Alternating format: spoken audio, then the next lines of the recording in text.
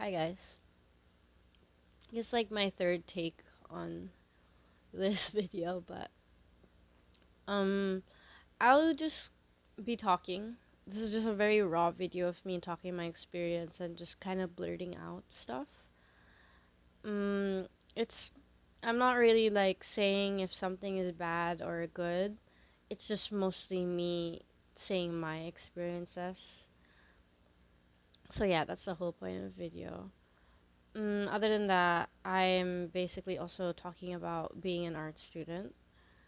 Um, to me, I think there's just beauty in hearing a different experience from a different person. And when they tell their story and their own experiences, it's kind of enlightening because you get to see a different perspective that's not your own. And then you start to think that life isn't that linear to what you thought or perceived it to be.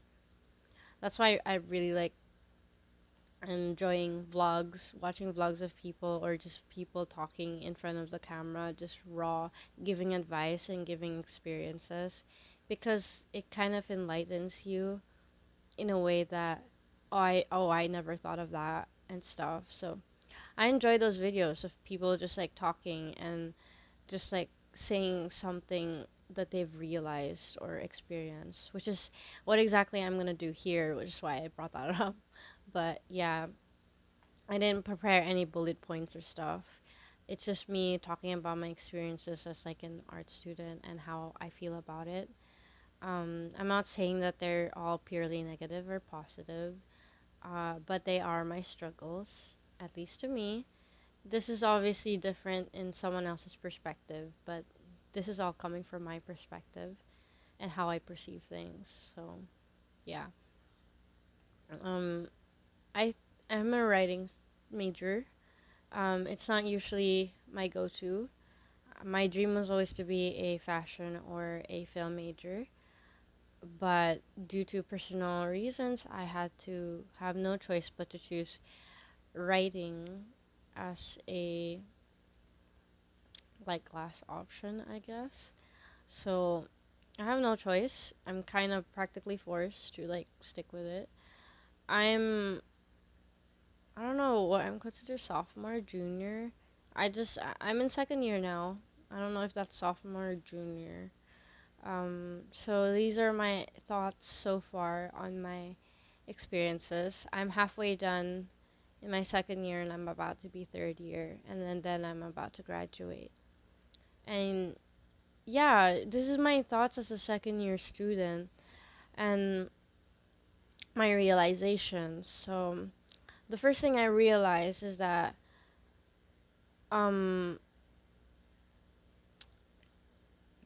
the whole concept of art courses is such a paradoxical I don't know, it's such a paradox. Is that the right word? I don't even know if that's the right word, but it's such a paradox to me in a way that um like it's just the concept of being in an art course and then being taught these rules and restrictions and stuff like that. It makes me like it's a bit hypocritical, but at the same time, it kind of makes sense. Like, I get the point that they're trying to teach you new techniques, but and then it becomes complicated when it's already being taught because um like a different style is being forced onto you or something like that. I'll further elaborate on that later. But what I mean by it is basically it's such a complicate the course of an art subject, no matter what it is, fine arts and art, film or all that stuff. It's such a paradoxical or such a conflicting or parallel whatever word it is a concept because um your style kind of changes and you kind of change and it's a good thing and it's a bad thing but it just like I don't know how to explain it, but it's just like it you change, and it's supposed to be for the better because they give you these rules, restrictions, and prompts to make you better.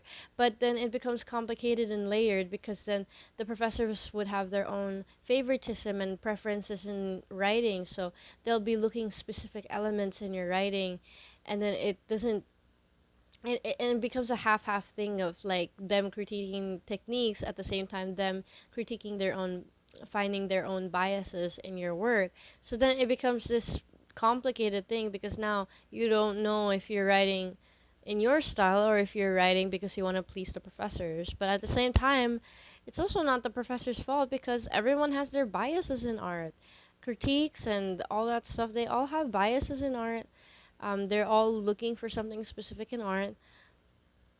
And honestly like the whole concept of art, having an art course where they highly focus on like critiquing and then techniques, and then um professors having their own preferences and all that stuff, it feels like a good thing and a bad thing because it's supposed to be helping you improve, but at the same time the rawness of your creativity or the rawness of your artistic abilities is getting so filtered so much that it just kind of feels different.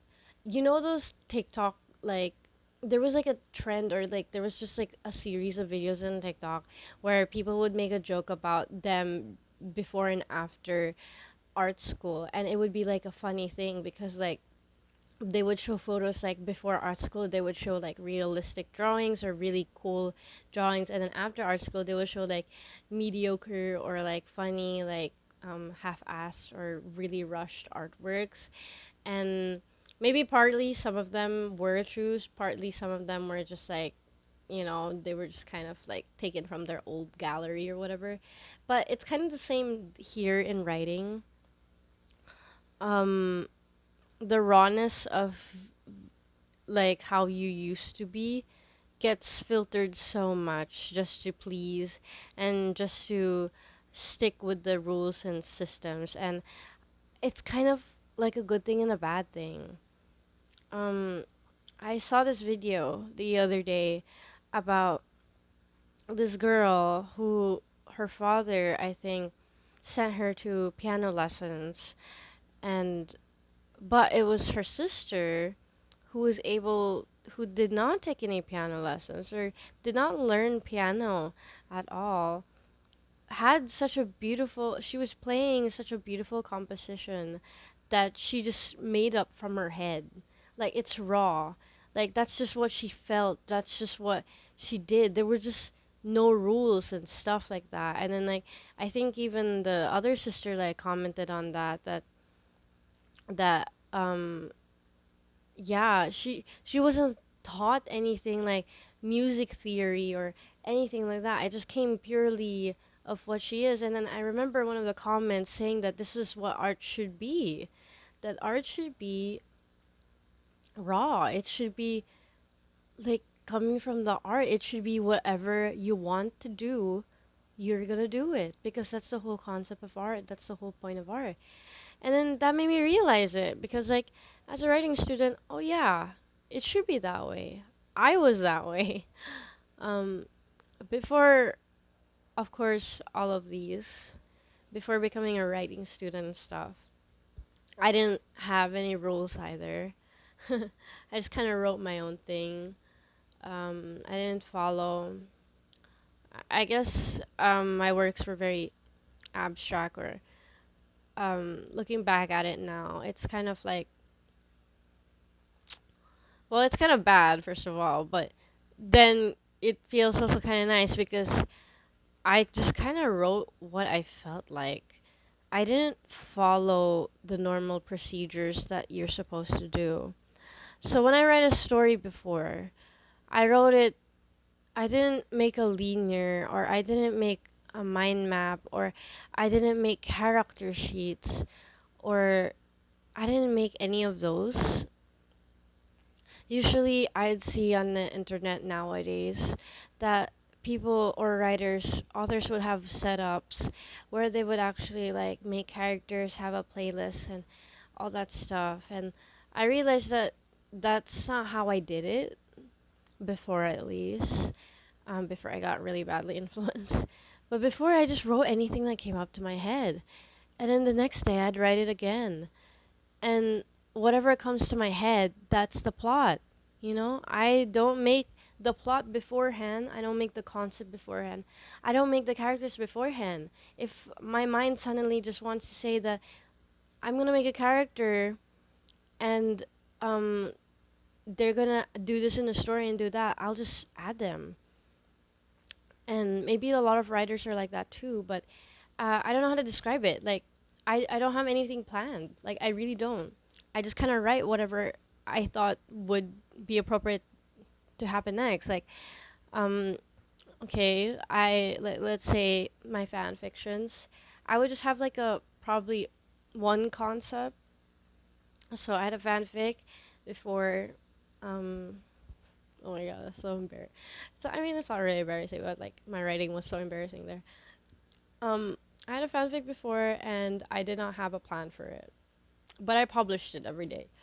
I had a new chapter published every day, but like I said, I didn't have any concept of the plan. I didn't even have an idea for the story. I just kind of started writing about the fanfic, and then um, a few weeks later, after a few breaks, I would get like a random idea based from my experience or something. I'd be like, oh, I want to add that to the story, and then I want to add this and that. So whatever I just felt like it, I would like kind of, I would add it. And it's not like planned, it's not anything, it's raw. Like it just came from the top of my head. If I suddenly want to put a dinosaur, then I would put a dinosaur. And it won't make, I'll try to make sense of it and connect it to the story, but like, it's like, that's how my flow worked before, where whatever I just wanted or whatever I thought of like that time, um, I'll just add it. It starts from a simple sentence. The story would start from a simple sentence, and then the rest would be just a random thoughts, random experiences, or random like moments where I'm like, oh, I think I want to add this because I just feel like it, you know, because I want to add like that. And yeah, that was like my whole mental process when it comes to writing before. And now it feels so different as someone who's learning and studying, what makes her writing good and all that stuff.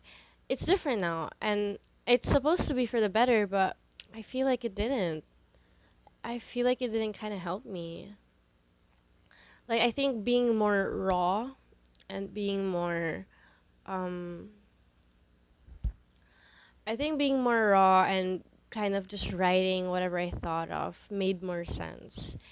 And then like once I've finished thinking and thinking, and then I finally like I do it because I'm in the mood to. And if I'm in the mood to close the book or the story, and then there's how I connect it, there's how I cover the plot holes and stuff. But usually it was just kind of raw, like whatever I felt like writing or adding, and I don't have any characters pre-planned. I don't have any places pre-planned. Whatever I just felt, I just would write it on the next chapter on the next page, and that one felt right. Then actually planning, then making then making characters and making playlists and sheets for them and places. It felt more right to just kind of write raw and write whatever I thought of. The first thing that in my head, the thing that I think it's appropriate, the thing that I'm in the mood for to add in my story. Like that felt right. And it's hard to do that because now I have I was taught techniques, I was taught what makes something good. So now it feels like I'm being influenced into following this linear rule or structure into writing a story. But yes, my essence is of being a writer and my style will be there, but of course it removes the rawness of art, which is like Yeah, which is why I kind of don't like it. It's a good thing and it's a bad thing because it's good that it's supposed to help you, but it's so bad because it removes the whole point of art, which is raw, which is like whatever your mood is. Now that if you add rules to it, now that you add restrictions and what makes something good, it's complicated now because now you have to adjust to it, you have to adjust to those rules just to make something good. Now you have to adjust to these criticisms and you have to fill in these boxes because that's what was taught to us, that's what makes it good, that's what makes it effective. And like I said, it's very complicated now because now you're doing it for the sake of a grade. Now you're doing it for the sake of the rules. And then your art kind of gets filtered so much. And it's kind of harder now to express yourself in class. So I think one thing that I wish someone told me if I knew the art school was going to be like this is that I wish that someone told me that I that to write like on my free time on my own thing, like a different version. Like example, there was this poem in class that I really did not like, but I had to submit it because there were specific rubrics, there were specific guidelines and prompts that I had to follow. But I didn't like it. Personally, I didn't like it. I what I wish I've done is that I wish I did on my own free time, my own version that I'm satisfied with. The raw and like unperfectionist version and unedited version of the poem that I wanted to hear, not the poem that I had to give. I had to give that for the sake of grade, and it's inevitable. Okay, some art people, they're able to successfully still keep their essence of art despite all the techniques and stuff and the rules given to them, and that's a good thing. But for me, it's so hard because my style is very different from what some of the professors want. I'm usually into horror and psychological stuff. Most of the time, I don't think that's what's being looked for. It's not it's not really like a famous genre either that a lot of people favor. So I don't blame them for that. But it is hard because then that means I have to adjust to what they like and what they're looking for. So, and it's really hard because if they're looking for something like romance, it's so hard to adjust to that because like I'm more experienced with horror rather than romance. I read horror and psychological stuff, not romance. So my your expertise is like very limited, and I think that's also one thing that some of these courses should probably do. That they should be aware that you are very limited, and that you cannot do all of the genres. You cannot do every writing medium, and that's fine. I can't write poetry. I suck at poetry, or at least that's what I think. I don't know. Maybe I do have a potential for it, but to me, I suck at poetry. My poetry is very mediocre. I don't read poetry either. But to enforce that on me, that's kind of crazy, because that's my limit. Not everyone can write poetry. Just because you're a writer doesn't mean you can write poetry. Yeah. And even though the whole point is that they teach you these things so that you can be flexible, I guess they're forgetting the fact that it's still very limited. Okay? Like, just because you're an artist doesn't mean you know how to do everything already. Like, example, um if you're a writer, it doesn't mean that they expect you to know how to paint or to know how to draw already. Like, because that's like their whole analogy here. Their whole analogy is that if you're an artist, then that means that you can do all art. No, it shouldn't be like that. I think courses and schools and universities should consider and give the freedom to the students to go ahead and pick the mediums and genres that they're more comfortable with, because everyone has limits and sometimes it cannot be helped. And there's nothing wrong with trying to help them expand their knowledge and expertise. But I guess if they want to do that, they should lessen the expectations of the students. I think one of the problems that I'm seeing right now is that the professors have really high expectations that if you're a writer, they expect you to go ahead and be natural at poetry. Wrong. If they're gonna teach a subject like poetry or fiction or nonfiction or like playwrights or screenplay, I think it's best that they should have, like, the universities should make it, universities and colleges should do all that they can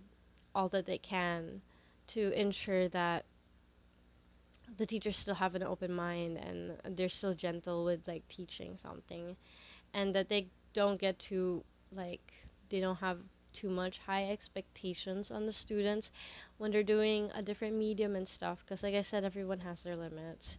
And even if you try to expand it, if they really can't handle it, or if they really, that's all that they can do, then they shouldn't be forced to try to exceed what they can do in that type of medium. Like I said, example in poetry, I have my limits. Okay, I am trying, and I am trying to like adjust to the rules and the techniques, but I have my own style. But sometimes my style isn't liked.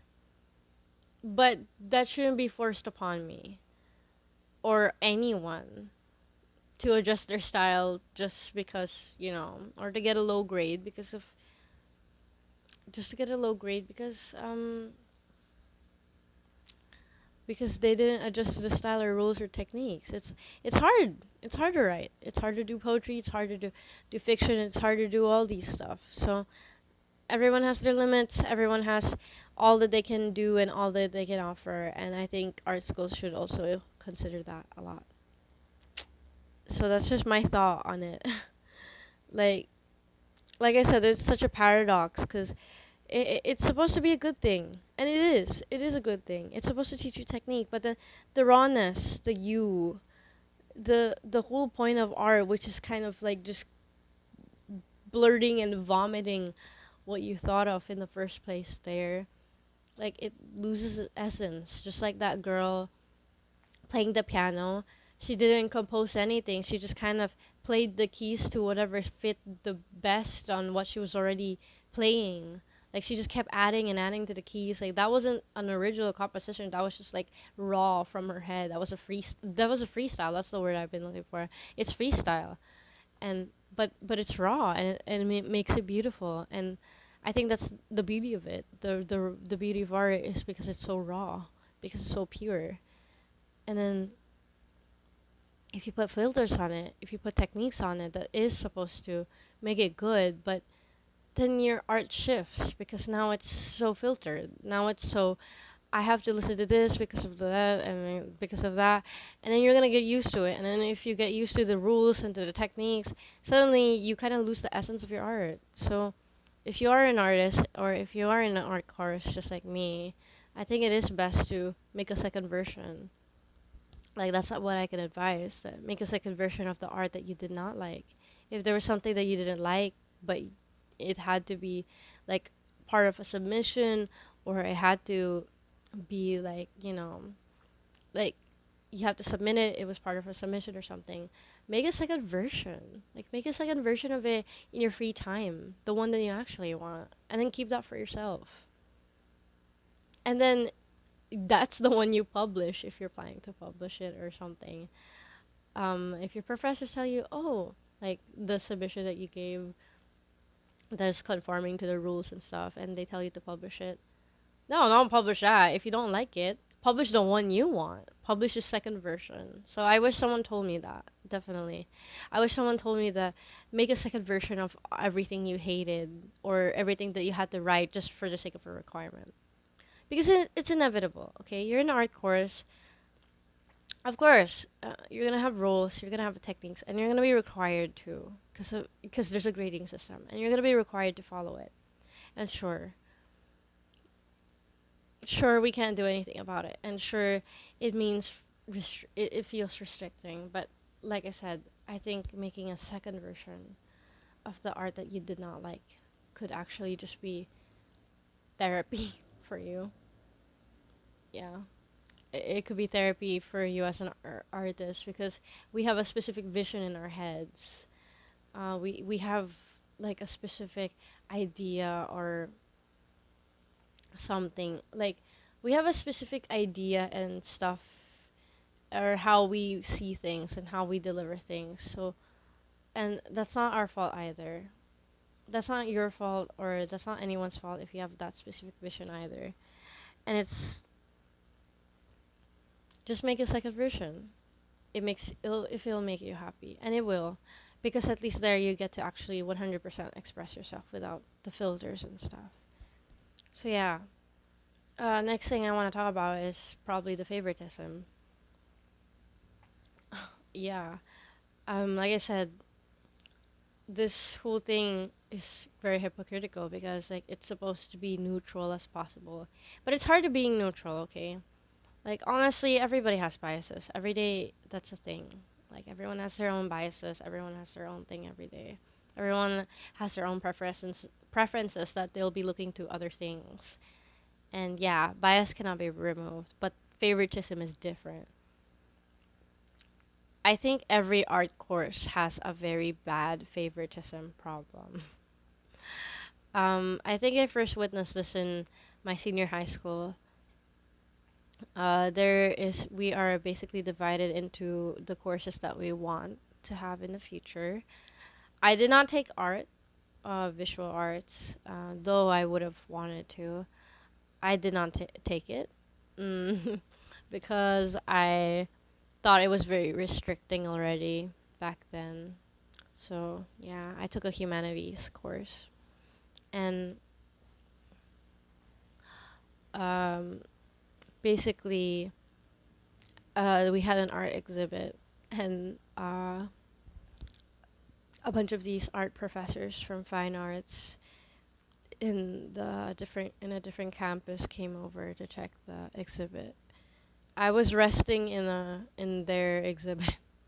So the my classmates who were part of the fine arts team, they were having an exhibit in our own classroom and I was kind of just resting there. So I was just kind of sitting there in the back and witnessing everything go. Then I saw one of the fine arts she, professors. She kept she kept like she checked everything. She checked all of my classmates like art, but she kept going back to one of my classmates' art, and she kept just looking at it, and she kept like repeatedly trying to say that I like this one. Say this is my favorite out of all of them. This is what I want. This is art. She would like go back. Of course, those are not the word per word, but the tone was something like that, and she did kind of say something like that. It's just not the word per word, but you get the point. That was the vibe that she was trying to go for. She keeps going back and back to that art, pointing up, comparing other arts to this one, and I was like thinking, why? Why are you comparing? Why are you comparing art to a different art? You can criticize it. You can say that you can criticize the art that you were comparing to the art you want. You can give feedback on how to make it better. But to compare, that's a whole different story because you're comparing two different things. Everyone has their own style. You're comparing two different styles. To She favored the realism one, by the way, and I think she was comparing like some art that wasn't really realistic or whatever to the realism art. And like, why are you doing that? Like, why do we have the need to compare? Like, and the thing is that she's a professor and she's supposed to be qualified for this, but she was comparing that artwork to that, and witnessing that as not an art, well, as an artist, but like not in that class or not having to exhibit anything. That's just mean. As an audience as well, as an audience and an artist as well, that's just kind of mean. Why are you comparing two different artists? Why are you comparing art? So yeah, that's what I mean by it's such a paradox to me because like yeah, people have it's inevitable. People will have biases and stuff. And then no matter how hard people try to be neutral, there's always going to be a bias, and sure. But then there's this layer of like favoritism and all that stuff that makes it complicated now, because now you don't know, you're starting to question your worth as an artist because you got compared to a different art. Like if I was that artist that I forgot whose art was that honestly, but if I was that artist and then I was being compared to the realism art, I'll start questioning my worth definitely. But I don't think it should be that way. You shouldn't, if you're going to teach art, you shouldn't make the students question their worth or their style, or make them question their, like, everything that they do and everything that how they did things. You shouldn't question that. I think you should respect it, and as much as possible not compare art, not compare, not show blatant favoritism, not show such obvious favoritism, because everyone's going to start questioning their own thing, when really the only thing that you're favoring is the style. It's clear she likes realism, so that's why she didn't like the other artworks, because they didn't project anything realistic. And that was the only realism painting that she had. She didn't even favor um she didn't even favor like, I don't know. She didn't favor like this one art that I thought was really good and stuff. Like it was very abstract and surreal. She didn't favor those things. No, not at all. Because she wanted realism and she's looking for realism and she saw realism and then she thinks that that's what she wants. That's what she saw, and that's now apparently something to be compared for. But why? But I think it's like she shouldn't have done that. I don't think she should have said that out loud either. And she shouldn't have like gone around like voicing out. She looked very strict, by the way. It's in her tone of voice and the way she acts and her behavior. She was very strict, and you could tell that she was such a heavy critique. But don't don't compare art, because that's like comparing watermelons to strawberries. Like they're fruits, but they're not the same thing. Like strawberries completely taste something else and watermelons taste something else. They have different textures and looks and sizes. And I think it's better if you appreciate them and their differences, not compare one to the other because you just like the watermelon more than the strawberry. Like I said, blatant favoritism, and it's a problem in the art course because it's still also prevalent in, or I'm sorry, no, evident. It's very evident in my course as well that there's blatant favoritism and favoriting because of a specific style, and it did start, it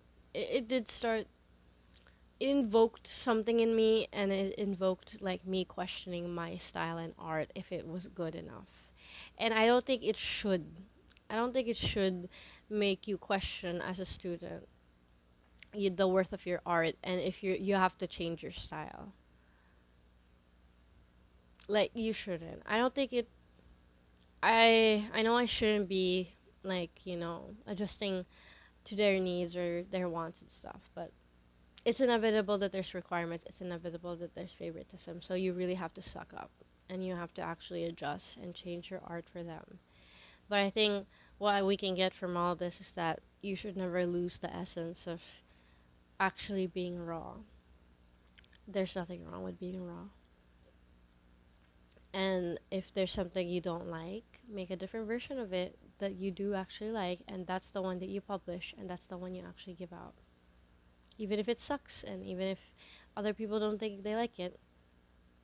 Sometimes I think people are also forgetting that art is supposed to be you. You know, we're so confined to so much rules to how things work. We're so confined to what the majority wants that we're kind of forgetting that the whole point of art is it's for us, honestly.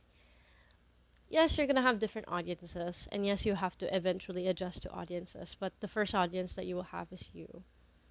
If you like it, then that's supposed to be the whole point.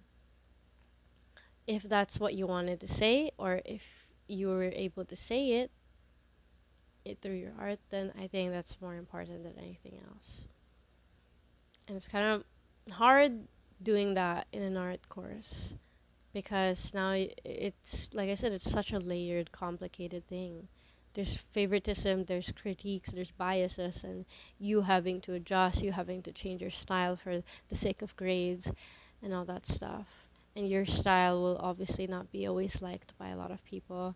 And the way of your thinking will always not be appreciated because there's going to be rules and standards on how you make it. But I think what's important is that you can learn or keep those things in your head, the techniques and all that stuff. But I don't think you should lose the essence of the rawness of being an artist. And if your method is just like mine, that you just kind of blurt out and you don't have a linear plot or a plot in your head or character or set characters or a setting or anything, it just starts off from a single sentence and stuff. But go ahead, it's raw. That's the whole point of art. It's supposed to be raw. There's supposed to be not rules. It's just supposed to be what makes it feel right, you know. The rules and the stuff are now they're just for the point of professionalism and creating a standard so that there's like a standard to what makes something good and what makes something bad.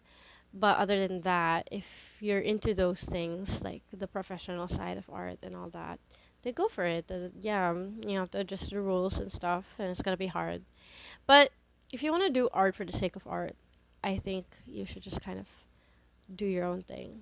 You know, whatever comes into your head and whatever felt right, whatever sounded right. It's not about pleasing people all the time. Sometimes you have to please yourself too. So the first person you have to please is yourself. And then the next is that you have to go ahead and be a people pleaser to others. But I think the main priority is that it's supposed to come from you and that it's supposed to be something you want. Yeah, like that's something I learned. Just be you, make an extroversion and all that stuff. And that art subjects or art course is such a complicated and such a complicated like course, such a complicated thing to deal with, such a complicated situation and scenario that you have to adjust to and all that stuff. But that's life basically. But yeah, um, second is that let's stop also comparing art. It doesn't matter if you're in an art course or not, if you're doing something for professionalism or not. I think you should stop comparing art in general because everyone is different. Not everyone has the same style. Not everybody writes the same. Not everybody views the world the same. Like I said, the whole point of this video is because this is my perspective, and it's because it's cool seeing other people's perspective. It's cool hearing seeing people's vlogs, seeing people's films, seeing people's art, because that's their take on reality and stuff like that. So to compare artists just because you don't like the style of the other one, I don't think that should be done. I don't think you should do that. If you like the other art, sure, but you don't need to compare the other arts that weren't able to fit in your standards to that art because everyone has their own style. The art that she was comparing to that realism painting was more of a cartoony and semi-realistic art. So don't expect to find realism in that. Because the art that she was comparing it to was like something of a realism and like Renaissance vibe. But like if you're going to look, that's like looking for that in a cartoon. Like why are you going to be looking for that in a cartoon? You know, if it's a competition of like Renaissance paintings, then I mean like you shouldn't still 100% compare it, but of course if there's rules and like to the competition and stuff, like okay, sure. But like if it's like if no one is asking for criticism, if no one is judging, this is just an exhibit, remember. This is not a competition. This is just a plain exhibit. Nobody's asking, the artist wasn't asking for comparison. But if you compared her to that realistic art, it's just kind of like why? So yeah, that's my take on being an art student.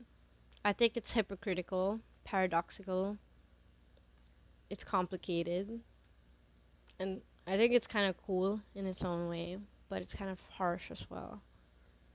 But I learned a few things, I guess. I think what I learned most importantly is that art is supposed to be for you in the first place. And um, even though it's inevitable that you have to suck up to for the sake of grades, I think you should still make a version, or you should still, at the end of the day, do what you want. And even if the essence of what you want is still there, technically, in all the layers of rules and the prompts and requirements you have to follow just to write the word limits and stuff, even though there's still a little bit in you there, if you really don't like it or if you feel like it's not fully you, like I said, just make a new version. And I think it's better to prioritize yourself because that's the whole essence of art. It's supposed to please you in the first place, not anyone. So yeah, that's my whole take. Um, I hope you guys enjoy this very raw video of me just talking. Um, yeah, I think it's fun because I get to get a few stuff out of my system as well. So yeah, thank you for watching.